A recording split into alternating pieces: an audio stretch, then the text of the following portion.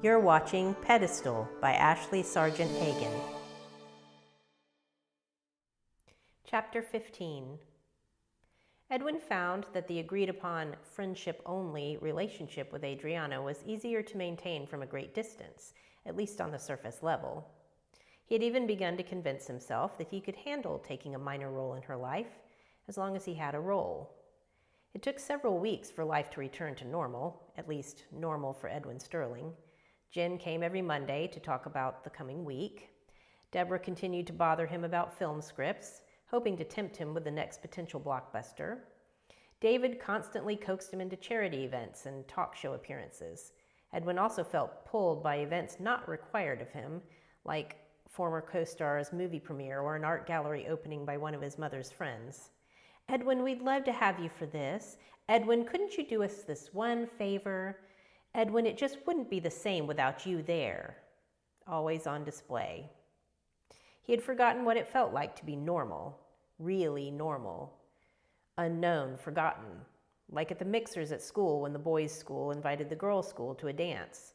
Philip was always the popular one, the guy who all the girls wanted to dance with, to sneak out behind the rhododendron hedge and kiss. That was normal for Philip.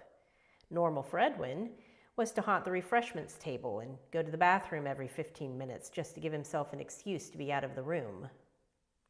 A shy theater boy with a case of acne was not what the girls were after. He only ever felt normal on the stage.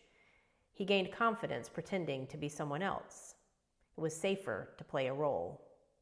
Now he couldn't even enter a room without being recognized. He was known as confident, witty, gallant Dr. Hanover, universally adored by every unmarried female on both sides of the Atlantic. Except for Adriana. Maybe Philip was right. Maybe there is another man, just like Mary Alice Rowan. "Would you like to dance, Edwin?" Mary Alice had asked. "Me?" he had responded, looking around. Surely not me. At 15, Edwin had been 2 or 3 inches shorter than his current 6 feet, and ridiculously skinny. Mary Alice was the prettiest girl at Holy Trinity. "Yes, you silly," she had said, taking his hand. Edwin had felt so proud, so important. The other guys watched in awe as Mary Alice led him to the dance floor. She even gave him her parents' phone number and said he could call her. She said she wanted to come and see him in his theater production. He remembered the times he had called her, awkwardly trying to sound grown up and respectful when her father answered the phone. She always seemed slightly aloof in those conversations, polite but somewhat distant. Edwin had convinced himself that she was being more guarded because her parents were listening. She came the last night of the show and stayed for the cast party afterward. Edwin remembered being awkwardly pleased with himself. Mary Alice had worn a beautiful dress and shiny lip gloss. She seemed to like him, laughing at his attempts at jokes and complimenting his performance. His head was in the clouds.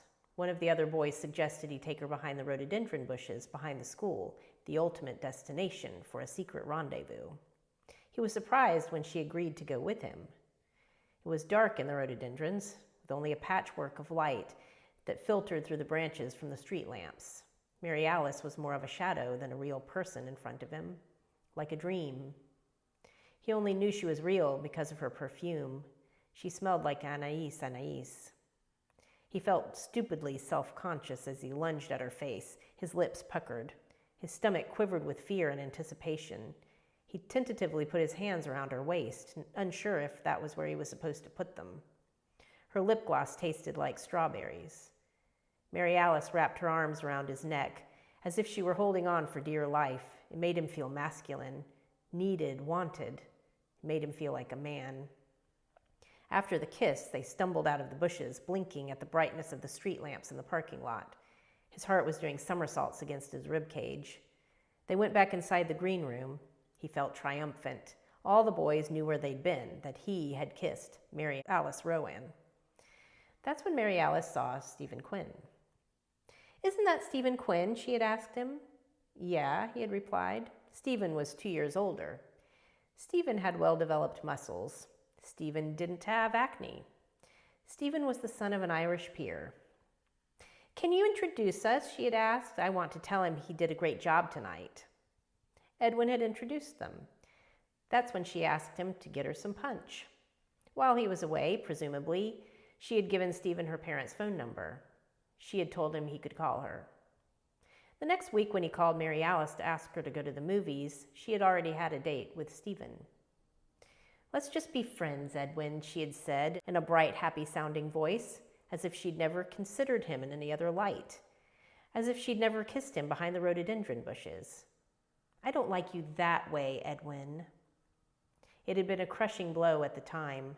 Edwin had cried himself to sleep many nights afterward. The most humiliating part about it was that everyone had known. It was the kind of wound a teenage boy would never forget. It was the kind of wound a grown man felt freshly, as if it had just happened, even when he hadn't thought about it in years.